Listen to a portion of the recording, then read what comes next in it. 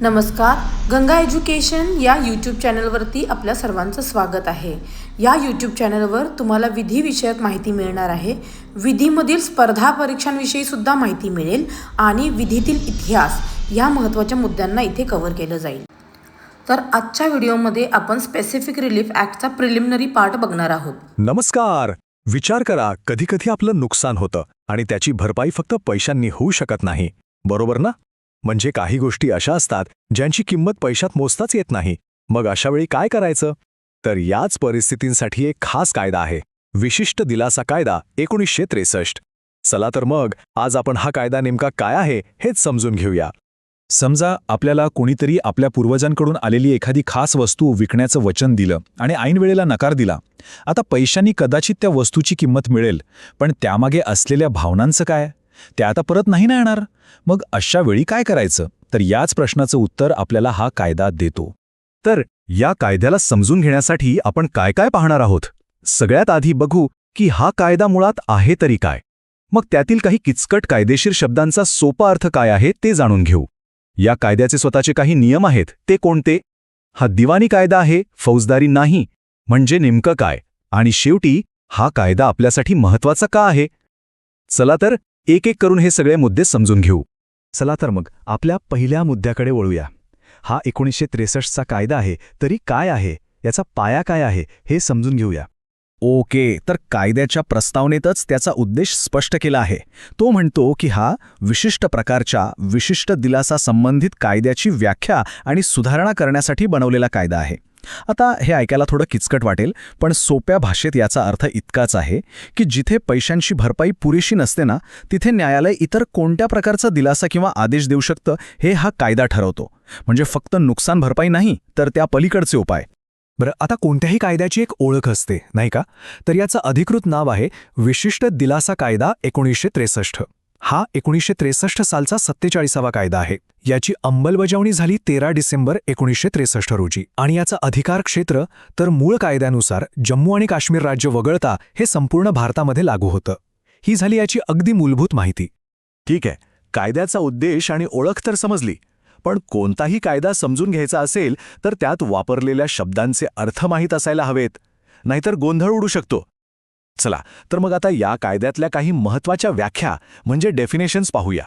यातला पहिला आणि सगळ्यात महत्त्वाचा शब्द आहे दायित्व, ज्याला इंग्रजीत ऑब्लिगेशन म्हणतात. याचा सरळ सरळ अर्थ आहे कायद्यानुसार लागू करता येणारं प्रत्येक कर्तव्य. म्हणजे समजा आपण एखादं घर विकण्याचा करार केला, तर ते घर समोरच्या व्यक्तीला देणं हे आपलं कायदेशीर दायित्व झालं. इतकं सोपं आहे. आता पुढचा शब्द आहे समझोता किंवा सेटलमेंट.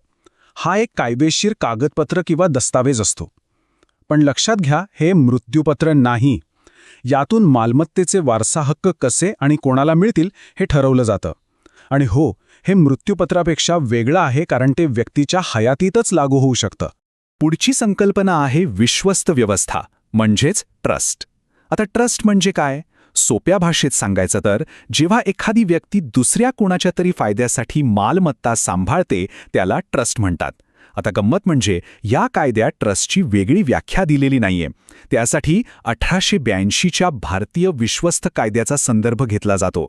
आणि जो व्यक्ती ही मालमत्ता ट्रस्टमध्ये सांभाळतो, म्हणजेच व्यवस्थापन करतो, त्यालाच विश्वस्त किंवा ट्रस्टी असं म्हणतात. म्हणजे तो त्या मालमत्तेचा एक प्रकारे व्यवस्थापकच असतो. आता एक महत्त्वाचा मुद्दा, या काही शब्दांव्यतिरिक्त जर इतर कुठला शब्द आला ज्याची व्याख्या या कायद्यात नाही, तर मग काय करायचं? तर अशा वेळी त्या शब्दांचा अर्थ भारतीय करार कायदा 1872 या कायद्यानुसार घेतला जातो. यावरून एक गोष्ट अगदी स्पष्ट होते की हा कायदा स्वतंत्रपणे काम करत नाही, तो इतर कायद्यांशी, विशेषतः करार कायद्याशी जोडलेला आहे. चला, व्याख्या तर आपण समजून घेतल्या, पण प्रत्येक कायद्याला काही मर्यादा असतात, काही नियम असतात. म्हणजे तो कुठे लागू होतो आणि कुठे नाही. तर आता आपण पाहूया की या कायद्याचे स्वतःचे अंगभूत नियम आणि मर्यादा काय आहेत. यामध्ये 2 गोष्टी लक्षात घेण्यासारख्या आहेत.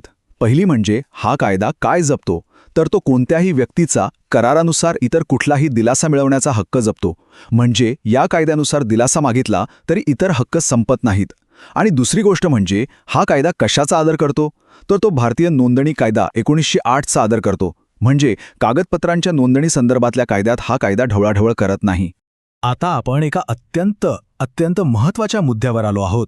हा कायदा नेमका कोणत्या प्रकारच्या केसेसमध्ये वापरला जातो, त्याचं कार्यक्षेत्र काय आहे, हे दिवाणी प्रकरणं हाताळतं की फौजदारी? चला हा फरक समजून घेऊया. या कायद्याचं कलम 4 अगदी स्वच्छ शब्दात सांगतं की विशिष्ट दिलासा केवळ वैयक्तिक दिवाणी हक्कांची अंमलबजावणी करण्याच्या उद्देशाने दिला जाऊ शकतो, केवळ दंडात्मक कायद्याची अंमलबजावणी करण्यासाठी नाही. म्हणजे काय? याचा सरळ अर्थ असा आहे की हा कायदा आपल्या वैयक्तिक सिव्हिल हक्कांसाठी आहे, जसं की मालमत्तेचे हक्क, करारातील वाद, गुन्हेगारी प्रकरणांसाठी नाही. हा फरक आपण आणखी सोप्या पद्धतीने समजून घेऊ. बघा, एका बाजूला आहेत वैयक्तिक दिवाणी हक्क, उदाहरणार्थ करारासंबंधीचे वाद किंवा मालमत्तेचे हक्क. इथे हा कायदा लागू होतो. पण दुसऱ्या बाजूला आहेत दंडात्मक कायदे, म्हणजे जिथे गुन्हा घडतो, फौजदारी खटले चालतात, शिक्षा होते, तिथे मात्र हा कायदा अजिबात लागू होत नाही. हा फरक समजणं खूप महत्त्वाचं आहे. तर आतापर्यंत आपण या कायद्याबद्दल बरीच माहिती घेतली. चला तर मग या सगळ्या चर्चेचा एक सारांश पाहूया आणि नेमकं काय लक्षात ठेवायचं आहे ते समजून घेऊया. तर या सगळ्या चर्चेतून आपल्याला काय महत्त्वाचे मुद्दे लक्षात ठेवायचे आहेत? सगळ्यात पहिलं आणि महत्त्वाचं म्हणजे हा कायदा मोडलेल्या वचनांसाठी फक्त पैशांची नुकसान भरपाई नाही, तर त्या पलीकडेचे उपाय देतो. दुसरं, याचा स्वतःचा एक विशिष्ट कायदेशीर शब्दसंग्रह आहे. तिसरं, हा कायदा एकटा नाहीये, तो करार कायदा आणि नोंदणी कायद्यांसारख्या इतर कायद्यांसोबत मिळून काम करतो. आणि चौथं, हा कायदा फक्त आणि फक्त खासगी दिवाणी हक्कांसाठी आहे, फौजदारी कायद्यासाठी नाही. आणि जाता जाता एक विचार करायला लावणारा प्रश्न.